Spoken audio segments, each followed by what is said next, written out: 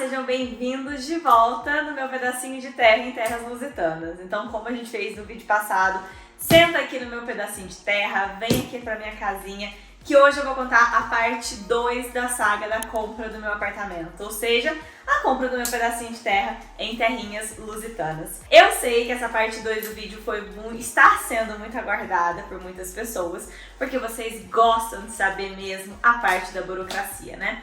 E na parte 1 do vídeo, eu expliquei a minha saga pessoal. Por que eu resolvi comprar, onde eu resolvi comprar, o que me motivou a comprar imóvel aqui em Portugal, por que eu demorei tanto tempo para poder comprar meu pedacinho de terra aqui em terrinhas lusitanas. Toda essa parte que eu acho que também é muito importante para você poder estudar suas motivações e ver o que é que vale a pena para você. E eu queria contar para vocês, partilhar com vocês um pouco dos meus pensamentos.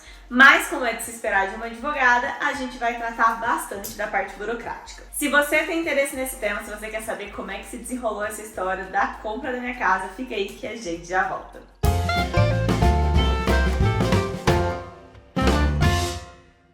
Voltando aí pro tema do vídeo de hoje, meu pedacinho de terra em terras lusitanas. Se você ainda não é inscrito aqui no canal, inscreva-se. Se você já é, de qualquer forma, curte o vídeo ou descurte caso você não goste também, não tem problema, pode dar o seu dislike, mas preferencialmente o seu like, comente aqui o que você tá achando, sugestões de conteúdo, outros temas que você gostaria que eu abordasse. Primeira coisa que eu quero falar pra vocês, no vídeo passado eu não dei tanta ênfase sobre a parte relacionada com o crédito, porque eu tenho 2 vídeos aqui no canal exclusivamente falando sobre crédito. Um que eu conto a minha experiência num passado em que eu fiz uma pré-aprovação de crédito aqui em Portugal, explicando pra você os requisitos. Vou deixar o cardzinho aqui para você poder consultar este vídeo. E também tenho uma live aqui no canal com um gestor de crédito que explicou tudo sobre taxa fixa, taxa variável, conseguir ou não um financiamento. Então o foco do vídeo de hoje não é na conquista do crédito, e sim todo o processo que vem depois que você já tem o seu crédito aprovado. Mas o que muita gente me pergunta é: Raquel, é muito difícil conseguir um crédito em Portugal? Se você tiver comprovantes de rendimentos, não é difícil. Eu já tive clientes até que com rendimentos exclusivos do exterior conseguiram,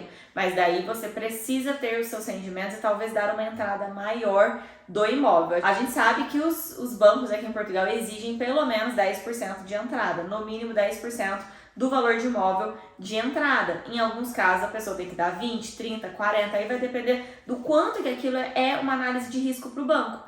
Os rendimentos do exterior, a pessoa não tem uma autorização de residência em Portugal, entre outros requisitos, podem alterar aqui a porcentagem que o banco exija que a pessoa dê de entrada naquele imóvel. Mas não é só isso. Como eu expliquei no vídeo passado, a parte da avaliação bancária também é crucial para a gente entender qual é o valor que o banco vai te emprestar. Então, o valor que o banco vai te emprestar está atrelado ao seu crédito, como que os seus rendimentos, né, o tipo de contrato, o tipo de rendimento que você tem, vai mostrar uma segurança para o banco, e os valores também, né? Aqui em Portugal existe uma taxa de esforço de 33%. Então, os seus rendimentos, né, a parcela daquele contrato do financiamento que você está fazendo, o valor mensal não pode ser superior a uma média de 33% do rendimento global que você tem. O rendimento global é que a gente fala o líquido, né? Aquilo que está na sua mão ali, aquilo que é líquido. Então, muita atenção com relação a isso também. Então, essa é a parte aqui.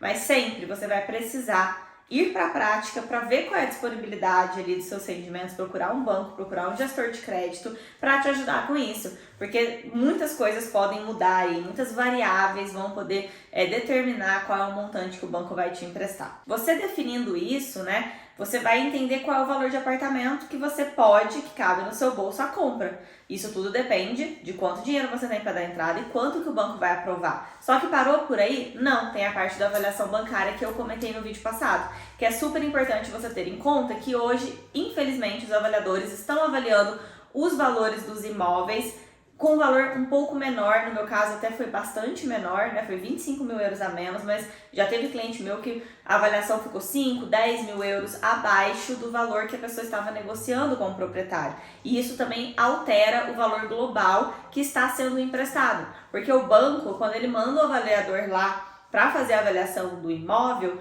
o banco ele não vai emprestar mais do que 80% daquele valor que ficou estipulado pelo avaliador. Então, você conseguiu um crédito vamos supor, de 160 mil. Mas o banco não vai te emprestar 160 mil para aquele apartamento porque a avaliação ficou abaixo, entende? Então você tem que prestar atenção nisso e estar preparado.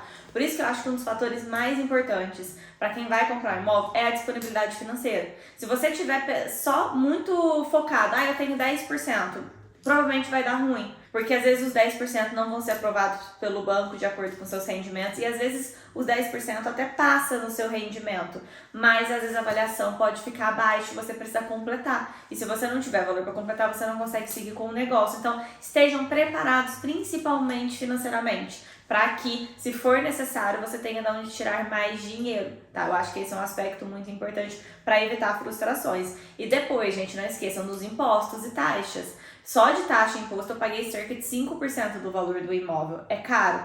Só que quando você pede para o banco te passar todo o resumo da avaliação do crédito que o banco vai te emprestar, ele vai te passar uma tabela explicando exatamente os valores de tudo para aquele imóvel que você determinou. Então, o imóvel custa 200 mil, eu vou dar 20% de entrada. E aí vou pegar o restante com o banco vai te dizer quanto você vai gastar com cada imposto, quanto que você vai gastar com a documentação, com o advogado, tudo isso é você que paga. Você paga o avaliador, você paga a taxa do banco para o banco te emprestar o dinheiro, o banco ele cobra uma taxa, né, em cima, todos os impostos, tudo, né, global ali dá um valor que pode chegar aí a mais ou menos 5% do valor do imóvel. Como eu já contei para vocês na parte anterior, a gente parou na parte da avaliação e depois da avaliação do CPCV. E eu comentei com vocês, né, o CPCV, para quem não sabe, é a promessa de contrato de compra e venda. E a promessa de contrato de compra e venda, eu dei um super gap aí, dei um super conselho para vocês no vídeo passado, que façam apenas depois que a avaliação bancária sair. Não caiam nessa pressão de CPCV antecipada, porque isso é um erro e depois se a avaliação fica baixa, você não tem dinheiro para completar, pode ser, né, a depender do tipo de CPCV que você assinou, você perca um valor, né, um valor do sinal que você estava dando para o proprietário. Então, muito cuidado com isso. Se você for fazer o CPCV antes da avaliação bancária, tenta incluir uma cláusula que se, né, as condições do banco mudarem de uma forma que você não consiga suprir ali com os valores, o sinal seja devolvido. Mas eu acho que a maioria das pessoas que estão vendendo apartamento não estão dispostas a assinar CPCV, não estão dispostas a segurar o negócio para pessoas se elas não tiverem alguma garantia, né? Então, devolver 100% do sinal muitas vezes não é uma opção. Então, por isso, muito cuidado, né? Que se você tá com folga de dinheiro e tiver que dar mais, tá tudo bem? Ok, se não, não assinem CPCV antes, no mínimo, da avaliação bancária. Porque depois da avaliação bancária, né, ainda tem mais etapas até a finalização do crédito, mas passam a ser etapas um pouco mais seguras do que antes da avaliação. Então, a primeira coisa é a aprovação do seu crédito, dos seus rendimentos, depois a avaliação com a aprovação do apartamento, do crédito relativo ao apartamento, e depois a emissão das cartas finais que a gente fala. As cartas finais é quando o banco realmente vai assinar, dizendo assim, eu vou emprestar o dinheiro para você, tá garantido, eu vou te emprestar. Só depois da emissão das cartas finais é que realmente está tudo garantido. Só que ninguém espera até lá para assinar CPCV. Eu também assinei CPCV antes das cartas finais, óbvio, mas depois da avaliação bancária, de eu já ter bastante certeza dos valores que o banco estava disposto a me emprestar e a emprestar para que eu comprasse aquele apartamento em específico. Então, a avaliação só é possível depois que você também já tem um imóvel, já fez proposta e o comprador também já aceitou a proposta, mesmo que você não tenha assinado o CPCV. Faça todo esse processo com pessoas que estejam priorizando a rapidez de tudo para que as coisas fluam, porque é meio que tipo uma luta contra o tempo a partir do momento que você gostou de um apartamento, tem crédito já pré-aprovado na praça e vai submeter uma proposta para o comprador. No meu caso, no meu CPCV, aconteceu uma tretinha por conta do apartamento não estar finalizado, né? Então não houve nenhum problema que a maioria das pessoas vai enfrentar. O meu problema era que o apartamento era um apartamento novo, que o proprietário comprou na planta, que ele fez a escritura daquele apartamento e ele não estava com pressa de vender. E por isso ele não ia se responsabilizar pela parte do construtor. Como eu disse para vocês, eu fiz uma ampla pesquisa sobre quem era o construtor, sobre quem era a pessoa que estava me vendendo, para me sentir segura, mas juridicamente o documento que eu assinei ele era muito arriscado, o CPCV que eu assinei. E eu, né, como advogada que sou, pedi pro pessoal que estava me auxiliando não entregar o CPCV, né, a primeira versão do CPCV para a proprietária assinar, esperar a minha revisão, porque a gente sabe que depois que uma pessoa assinou o documento, para ela vir assinar uma outra via modificada é muito mais difícil, do ponto de vista do convencimento, certo? Só que não foi isso que aconteceu. Infelizmente, esse foi um problema que eu tive ali no meu processo, porque eu pedi muito para que, olha, não levem o CPCV da forma inicial, porque provavelmente eu vou querer mudar alguma coisa. E o CPCV foi levado ali pro proprietário, ele assinou. E aí, quando eu fiz as minhas modificações, ele falou, não vou assinar outro. E as minhas modificações eram justamente para que ele também se responsabilizasse ali com o valor de uma indenização para mim, caso o construtor atrasasse na entrega do apartamento. E ele não queria. Entendo porque ele não queria. O meu intuito não era processá-lo nem tirar dinheiro dele, era só ter mais um soldado ali para lutar pelos meus interesses em apertar com o construtor. Uma pessoa que eu não tinha intimidade, uma pessoa que eu nunca negociei, não comprei nada dele, quem comprou foi o proprietário, então eu precisava da ajuda do proprietário para que ele lutasse pelo meu interesse junto comigo. E ele não quis assinar um documento, né, que o obrigasse a fazer isso. Tive eu que pedir ajuda para Deus, rezei muito e percebi que eu tinha mais vantagens em me arriscar diante do cenário, né, da pesquisa que eu fiz sobre aquelas pessoas, do que voltar a estaca zero e procurar outro imóvel. Fora o fato de que eu estava apaixonada pelo apartamento que eu comprei, então eu não queria outro apartamento.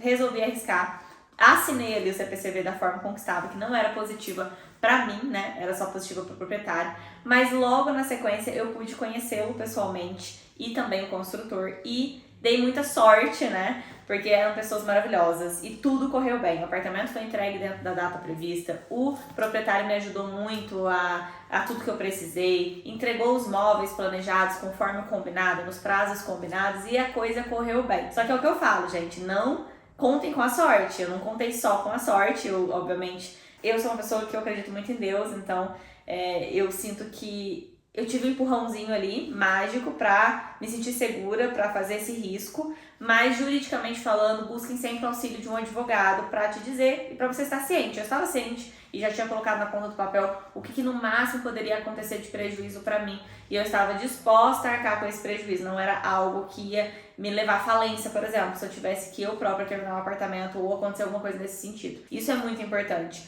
você estar disposto aos riscos. E eu estive, e graças a Deus não precisei arcar com nada.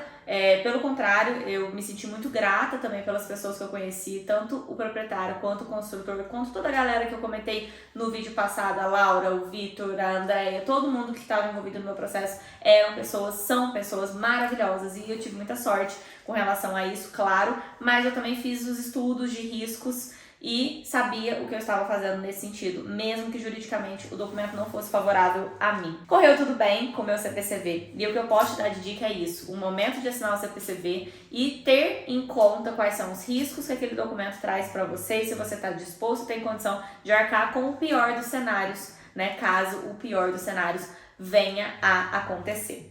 Assinado o CPCV, conhecido as pessoas e as obras no apartamento andando a todo vapor e eu super feliz e animada, comecei a ficar nervosa com a parte das cartas de crédito, né? Lembra que eu contei pra você que de fato o crédito está realmente apenas aprovadíssimo depois da tais das cartas? Então passei pelo crédito, fui aprovado, o apartamento não foi, mas eu dei mais dinheiro e aí o banco aceitou a minha proposta, tava tudo certo, proprietário, CPCV, IES, tudo fluindo lindamente. E aí o banco começa a apresentar um determinado atraso, um pouco superior ao normal para a emissão dessas tais cartas finais. Eu comecei a ficar nervosa, óbvio, né? Aí meu sonho, comecei a ver ele caindo, assim, desmuralhando. Eu falei, gente, não é possível que eu cheguei até aqui pra dar ruim agora. E eu ligava pra Andréia do banco da Caixa, constrangimentos informáticos. Eu falei, como assim constrangimentos informáticos? E aí passa um dia, passa dois, e passei... Gente, quase uma semana de atraso na emissão dessas cartas. E lembrando que essa carta de crédito final, ela tem que ser emitida pelo menos 7 dias antes da data da assinatura final da escritura, né? Por quê? Porque a hora que o banco emite a carta final, você assina dizendo que você concorda com a carta final do crédito ali do banco, mas você tem obrigatoriamente que refletir durante 7 dias para saber se você não desiste do negócio. Então o banco ele é obrigado a dar um prazo entre ele emitir essa carta final e você assinar a escritura do imóvel, para que caso você desista, você possa informar ao banco sem nenhum outro prejuízo. Beleza, né? Obrigatório por lei, 7 dias de recessão, reflexão, como dizem aqui, reflexão.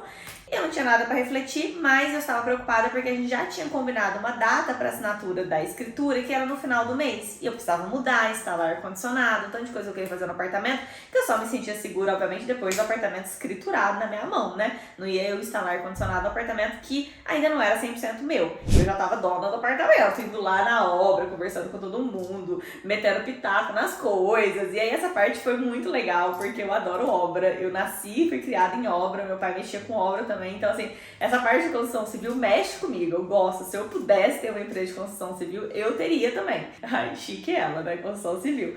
Mas eu gosto dessa parte. Eu sempre sonhei em poder construir uma coisa minha. Então, ter participado desse finalzinho, que vamos lá, é a melhor parte, né? Porque obra a gente sabe que é estressante, é problemático. E eu sou uma grande pessoa que adora problema, né? Então, por isso que eu gosto de obra. Mas essa partezinha final é a melhorzinha de todas, né? Então, eu pude ali ficar me sentindo a dona da obra ali e conhecendo o pessoal que trabalhava aqui, o eletricista, não sei o quê. Todo mundo 5 estrelas também, eles estão sempre aqui no prédio terminando os outros apartamentos. Então, assim, foi uma galera legal que eu curti conhecer, curti fazer amizade. Eu achando que sou amiga de todo mundo, ninguém nem liga pra mim, mas pronto. Dentro do meu coração, eu sou amiga de várias pessoas.